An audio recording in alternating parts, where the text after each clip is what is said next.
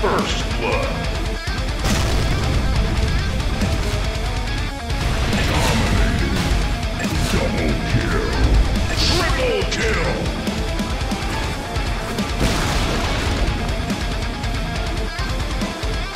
Killing spree.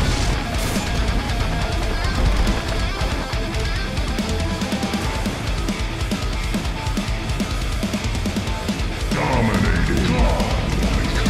Ownage.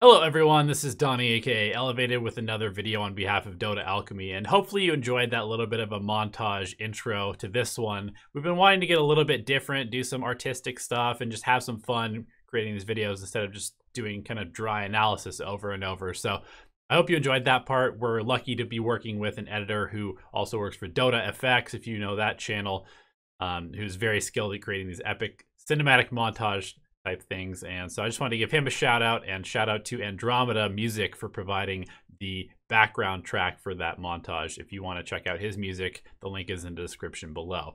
But basically what I wanted to do is I had this epic game on Luna where we came back from very, very big deficit, and it was one of those games where my team was just flaming me incessantly for playing carry correctly and doing my job, and just they were all feeding relentlessly, and so I just ended up having to mute them all.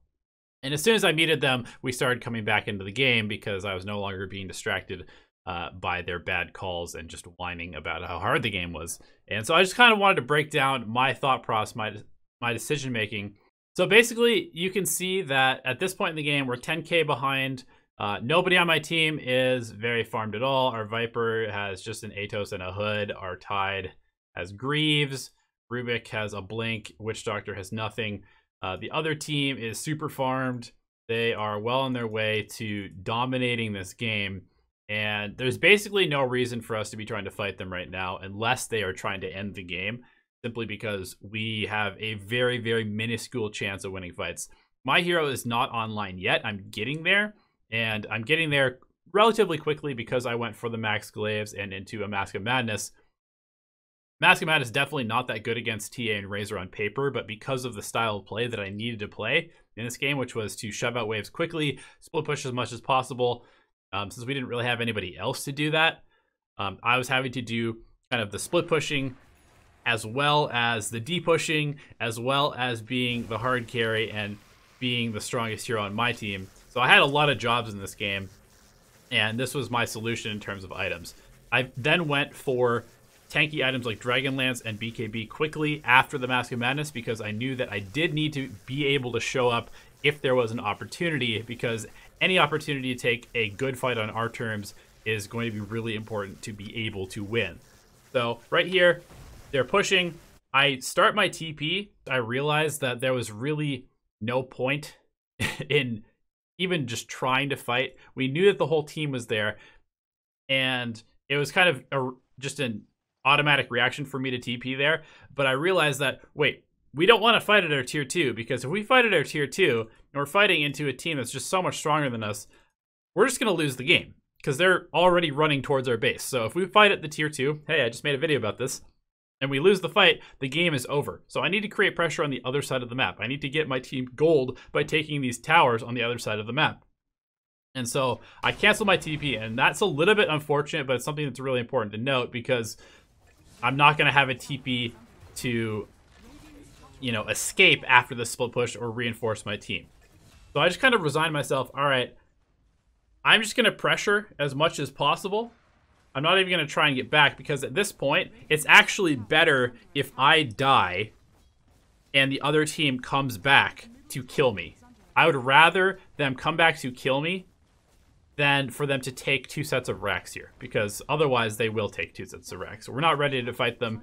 We really don't want to take a fight in our base. So I'm happy to die here. I'm basically playing like a split pushing support right now, trying to trade my life to get them out of my base.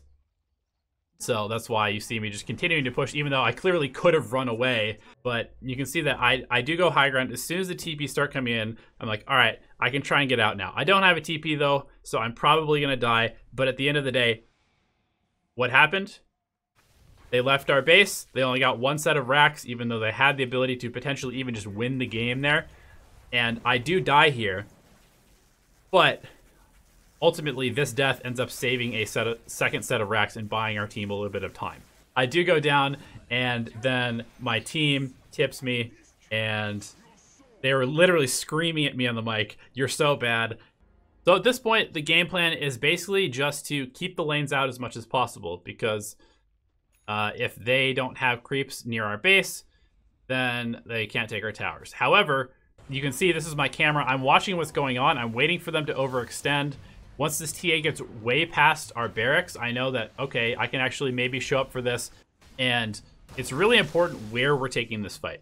If we take this fight at the front of the base right here, this is really, really dangerous.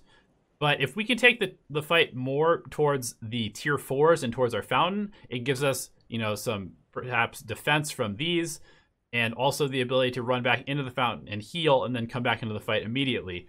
And so that is kind of why I waited until the TA was way, way deep into our base before TPing back, because I don't want to just, you know, TP to the front and then take a fight out here, because we just lose and then we lose the game. And so you can see that basically at this point, we are able to catch the TA, who does have the Aegis, but it's actually, you know, it's okay if we get the Aegis kill. At this point in the game, 18k behind, 29 minutes in, any death on the other team is good for us, even if it's just the Aegis. Now here, I see the Earthshaker. I know he has Blink. I BKB preemptively. He still echoes me, and that allows me to turn and get a kill on Earthshaker. Okay, so now you can see, at this point, the game is all about not losing the game right now. And because we killed the Aegis, that gives us a much better chance at not losing the game, because the TA only has 1 life, and TA with 1 life is actually pretty squishy and relatively easy to deal with, especially when you have something like a Viper and some of the damage over time that we have. Killing the Kunkka, killing the Earthshaker, really, really good, because that's most of their control. And so right now, they basically just have damage. And that's really important, because that means that they're going to have a hard time securing this last set of racks, and as a result, they're going to end up losing the TA. So obviously, that was pretty throwy by them chasing us into the fountain, but that's, you know, that's part of Dota. People get excited, and had they been able to kill us, then obviously they win the game. When you are dealing with heavy lane pressure, it's super important to pay attention to catapult waves. At the very, very least, you need to kill every catapult that the enemy team has as soon as it gets anywhere near your base, because those are the ones that allow pushes to sustain. They sustain through any magic wave clear that your team can have, and they break your backdoor. So right now, backdoor protection is up. You can see it protecting our towers. This is really important. This shield is the most important thing in the game at this moment, because once that goes down, then we have the potential to lose a game. But as long as that's up, we have a fighting chance. And in a recent video, Jenkins talked about the true purpose of split pushing, and that is not to get farm, and it's not even necessarily to get towers.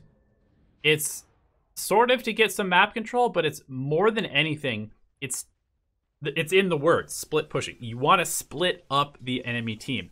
The whole point of split pushing is so that you can get their 5-man death ball, which can beat your 5-man, to not be 5. Because once they don't have 5 heroes in the same spot, at least you can, you know, find a pickoff, and you have the advantage of numbers, even if you don't have the advantage of net worth. But ultimately, they end up deciding this is the time to go. We're way stronger than them, and I mean, they are 20k ahead. They have BKBs on the Razor, they have BKB on the TA.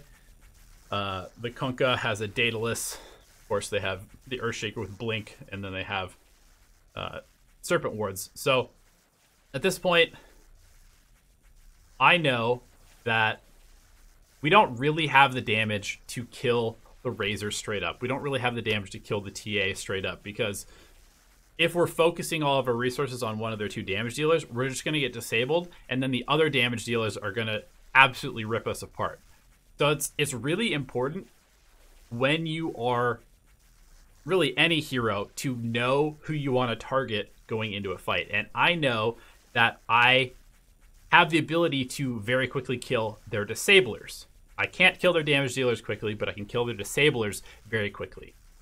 And because I have a BKB, because I have a butterfly, I know that I can actually kind of frontline for my team. Normally that would be the Tide, but Tide doesn't really provide any threat outside of the Ravage. So you can see that here, is that I spy the Earthshaker, and they're diving our base.